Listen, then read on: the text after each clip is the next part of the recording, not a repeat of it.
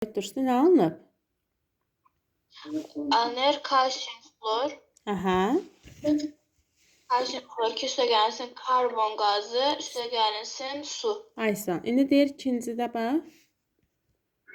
Deyir reaksiyanın sürətini 5 yolla necə hesablamaq olar? Əmsallaşdırmaqla, əvəz etməklə. Yox. Həm 1 dəqiqədə sərf olunan kalsium karbonatın miqdarına görə, həm 1 dəqiqədə sərf olunan xlorid turşusunun miqdarına görə, həm 1 dəqiqədə əmələ gələn kalsium xloridin miqdarına görə, həm 1 dəqiqədə əmələ gələn karbon qazının həcminə görə, bu həcmli qazdır, həcminə görə, həm də 1 dəqiqədə əmələ gələn suyun miqdarına görə. Yaxşı? Həmin. İkincidə nədir? Dəmir üstə gəlinsin sulfat turşusu, alınır dəmir SO4 üstə gəlinsin H2. Reaksiyada dəmirin sərf olunma sürətini hansı vahidlə ifadə etmək olar? Mən burada dəmir bərkdir, hidro H2 də H2 yox, ümumi dəmir istəyir. Qram bölsün dəqiqə elə. Hə. Bəs tamam. İndi buranı oxumuşduq, Aygül keçməmişik bu dərsi. Sizin şəhərin birlikdə keçərik. Yaxşı, onda yavaş-yavaş oxuyaq. Mən lazımlı yerləri highlight ilə sarı rəng qoyacağam. Sonra screen edib satacağam, yaxşı? Yaxşı. Aha. Deyir ki, uşaqlar, məişətdə istifadə etdiyimiz qazı yandırdıqdan sonra alovun intensivliyini, sobanın burğusunu fırlatmaqla artırıb azalda bilərik. Hər birimiz qaz yandıranda qazın o yanında var, sağ tərəfində şarik. Onu artırırıq, azaldırıq. Orada nə baş verir Zəhra? Qaz çoxala da bilər, azala da bilər, elə. Burada qazın çoxalma səbəbi nədir səncə Zəhra? Qazın sürətini artırırıq, xodunu artırırıq. Sürətini artırmırıq. Sürəti əvvəlcə belə deyək də, qazın əvvəlcə miqdarını, qatılığını artırırıq. Siz orada o nə deyirlər, onu burğu var, sobanın burğusu sağ tərəfində. Onu artıranda yanacaq olan maddəni, axı yanan maddə bilirsiniz nədir? Metan qazı olacaq da. Metan qazının qatılığını artırmış olursunuz. Və buradan da kibriti vurmuşsunuz, alışır, havadakı oksigenlə reaksiya gedir. Artıq, yəni karbon qazı ilə su əmələ gəlir. Buraları bilirsiniz də, hə Zəhra? Nə əmələ gəlir? Karbon qazı ilə su. Qoy yazaq, karbon qazı üstə gəlinsin. Aha. Və Aygül, siz o burğunu açanda metan qazının qatılığı artdığına görə reaksiya sürətli baş verir. Çünki nə deyir, mövzunun adına baxın, reaksiya sürətinin dəyişdirilməsində qatılığın təsiri. Mən onda heç mövzunu oxumasam da bilərəm ki, qatılıq artanda reaksiyanın sürəti necə uşaqlar artacaq. Qatılıq artanda reaksiyanın sürəti artacaq. Aydındır? Bunu hardan yadda saxlayacaq? Soba məsələsindən. Mənə başa düşdünüz? Qatılıq artanda, reaksiya girən maddənin qatılığı artıranda reaksiyanın sürəti artır. İndi görün nə yazıb? Deyir ki, qatılığı həcmləri eyni olan, baxın A və B qabına baxın uşaqlar. Həcmləri eyni olan məhlullarda, məhlulda ikisi də sulu məhlul, həll olmuş maddələrin molekulların sayı ilə müqayisə edə bilər. Sizcə A maddəsində qatılıq çox olar, yoxsa B-də daha çox olar? A məhlulunda qatılıq A-da daha çoxdur. Şəkildə eyni həcmli məhlullarda həll olmuş maddənin molekulları təsvir edilib. Nöqtələr molekullarda deyir ki, hər ikisindən də molekullar təsvir edilib. Göründüyü kimi A qabında olan molekulların sayı B qabında olan molekulların sayından çoxdur. Yəni A məhlulunun qatılığı B məhlulunun qatılığından çoxdur. Qatılıq anlayışı sizə yəni aydın oldu nədir qatılıq? Yəni burada ikisinin də həcmi eynidir. Burada daha sıxlıq var deyən, bu daha qatıdır, digəri isə nisbətən daha durudur.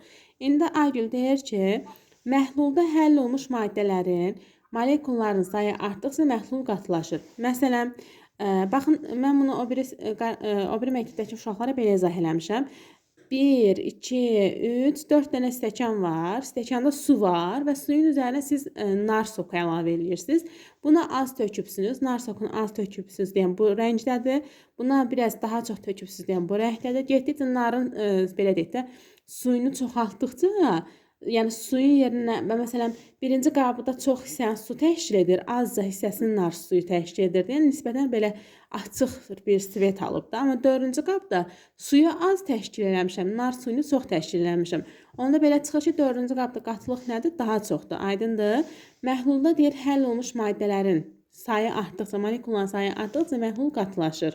Yəni başa düşdünüz? Bura nar sokunu çox əlavə etdiyimə görə Zəhra, bu məhlul daha qatı məhlul hesab olunur. İndi keçirik bura.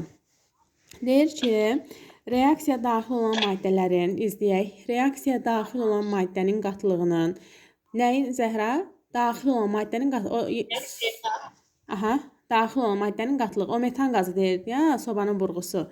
Bax, deyir, reaksiya daxil olan maddənin qatılığının reaksiya sürətinə təsirini Aygül təcrübə olaraq araşdıraq. Eyni kütlədə götürülmüş maqneziumun eyni həcmli və müxtəlif qatılıqlı xlorid turşusu ilə reaksiyası aparılmış və nəticələr aşağıda göstərilmiş. Deməli, burada məsələ nədir uşaqlar?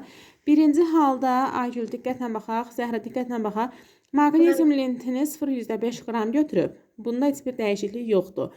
Xlorid turşusu, yəni H-xlor var, onu da 50 cm kub götürüb. Burada heç bir dəyişiklik yoxdur. Digərində də maqnezium eyni qramdadır. Xlorid turşusu eyni həcmdə, sadəcə olaraq burada götürdüyümüz xlorid turşusunu daha qatı götürüb. Bunu necə izah edə bilərik? Sizlə sirkə turşusunun üzərini izah eləyək. Bir var, gündəlik məsələn qızdırmamız falan olanda valideynlərimiz belə sirkələyir bizi.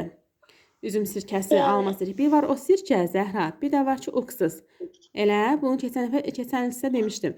Hansı daha qatı idi? İkisi də zəif turşu olan sirkə turşusu, CH3, COH-dan təşkil olunub. Ancaq oksus daha qatı formadadır. Hansı ki, məsələn, onun faizi çoxdur, üstə yazır 70-80%. O, məsələn, 1 qramı belə adamın ölmə səbəbi ola bilər. Amma bildiyimiz o meyvə sirkələri isə nisbətən daha az doz alır, 3%-dir, qatılığı azdır deyən.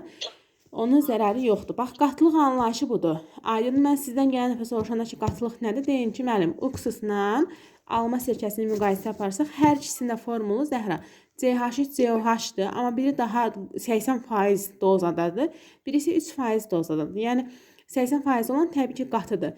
Deməli, indi burada da reaksiya uşaqlar nə ediblər? Eyni qramda maddə götürülüb reaksiyaya. Həm maqnezium, həm də xlorid turşusu eyni qramdadır. Sadəcə olaraq əlavə etdikləri H-xlor, Aygül, əlavə etdikləri H-xlor biri durudur, biri isə qatıdır. Və qrafikdə nə görürsünüz? Duru olanın reaksiya sürəti, baxın, aşağı ilə gedir. Duru olan görürsünüz, mavi. Hətta baxın, buradan gedir. Qatı olan isə daha sürətli gedir və dayanır. Aydındır. İndi gəlin baxaq. Deyir ki, təcrübələrin, Zəhra, eşidirsən, başa düşürsən mən nə danışıram? Dərslər olsa bir dəfə toxunacaq bunlara. Mən başa düşmədim. Bax, fikrinizi dağıtmayın, yaxşı? Çünki vaxtımız azdır, çatdırmalıyıq. Deməli, iki cür qab götürüblər. İkisində də maqneziumun miqdarı eynidir. 0,5 qram maqnezium burada da eynidir.